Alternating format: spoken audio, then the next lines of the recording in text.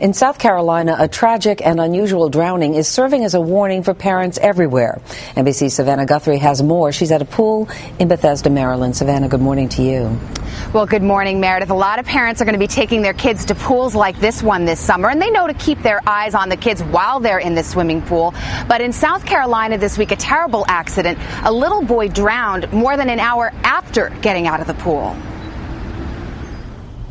This is where 10-year-old Johnny Jackson had his first and last swim. The South Carolina fourth grader drowned Sunday after officials say he swallowed too much pool water. But there was no immediate sign that anything was wrong. We physically walked home. He walked with me. I bathed him, and he told me that he was sleepy. Cassandra Jackson thought that wasn't unusual after an hour playing in the pool until she checked on her son later. I went into the room, walked over to the bed, and his face was literally covered with this spongy white material. And I screamed. And I pulled his arm to say, Johnny, Johnny. There was no response, and I opened one of his eyelids, and I just knew inside my heart that it was something really bad. Johnny was rushed to the local hospital, but it was too late, and the coroner's cause of death was just one more shock: asphyxiation by drowning.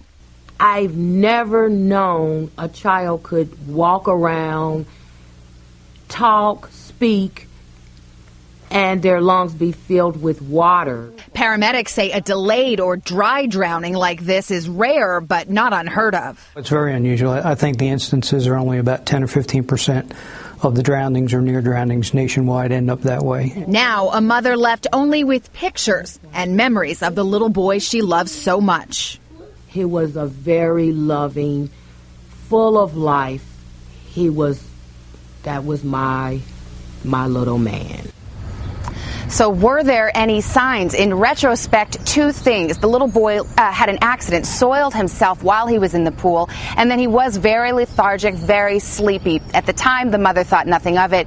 In retrospect, it may be significant. By the way, if you want to learn how you can help the Jackson family, go to our website, todayshow.com. Meredith, back to you. Savannah Guthrie, thank you very much. Dr. Daniel Roche is a pediatrician at New York University's Langone Medical Center, and he has treated cases of dry drowning in children. Dr. Roche, good morning to you. Good morning. I had never heard of this before. I have 3 children and had never heard of it. What happens? How does this occur? I mean, the child goes in the water, they swallow some, is that what happens, or spit it up, and then later it affects the lungs? It's unclear why this happens to the small percentage of people who suffer from this, but what we think goes on is the water, and it can be salt water or fresh water, damages the lining of the lungs, and it makes it difficult for the lungs to do their essential function, which is to get oxygen into the blood and carbon dioxide out of the blood. How much water would it take? Apparently doesn't take very much. For some reason, some kids in certain instances are susceptible to this. So it could even happen if a child were in the bathtub? Yes. As well, just as easily. If the kid chokes on water, experiences this, they may not exhibit symptoms for quite a while. But there are some warning signs that you say parents should look out for. First is difficulty breathing. Primarily, this is a problem with the lungs. It can take a while for the process to occur and to set in and cause difficulty. So because it is a lung process, difficulty breathing is the first sign that you would be worried about. Okay, and the next one is what happened to this little boy, extreme tiredness. He needed to take a nap. I might not notice that if I were a parent, because if a kid, for example, has been to the pool in the sun, they might be tired. Absolutely. It's very difficult to tell when your child's abnormally tired versus normal tired after a hot day and running around in the pool. The job of the lungs is to get oxygen into the blood, and your brain needs oxygen to keep working. So when your brain isn't getting oxygen, it can start doing funny things. One of them is becoming excessively tired, losing consciousness, and the inability to be aroused appropriately.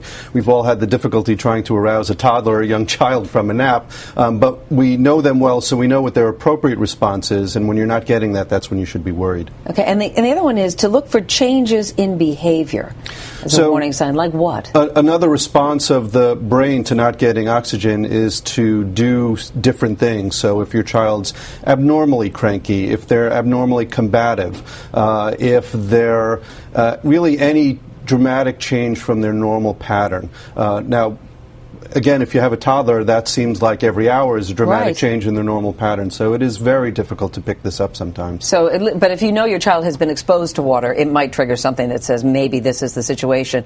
Go immediately to emergency room? Absolutely. This is a very potentially dangerous process. Unfortunately for this child, it was fatal, and it needs to be treated by people who can deal with children and secure their airway.